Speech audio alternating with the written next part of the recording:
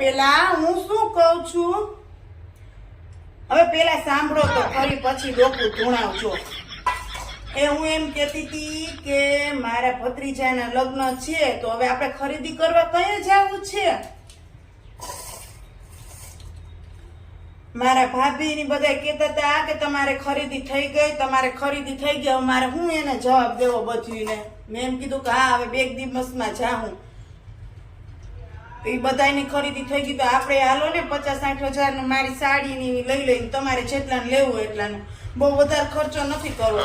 50-60 હજારમાં તો મારું બધું આવી જાય, 2 સાડી ને એકાદો ડ્રેસ ને.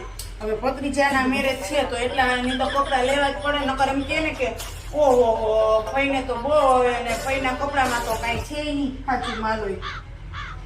અને ભારમાં લેવાનું છે ને તમારે સરસના જ લેવાનું છે, લોભ કરતા નહીં. બધા વિચારે મારો પોપટ કરી નાખો ને કે કોઈ તો જો ફઈ તો ઠીક ના ફરે છે ને કુવાના કપડામાં તો મેળ નથી. તો કાલે જાવજો મારા ભેગા, એટલે આપણે ભેગું પતી જાય ને હું એને ફોન કરી દઉં બધીને, એટલે બધીને મોઢા બંધ થઈ જાય. બહુ કેતી ફરે છે. ખરીદી થઈ ગઈ તો કહી દઉં ને કે 60,000માં 3 સાડી લીધી, એટલે એને ખબર પડે કે ઓહો. તો હું બીજું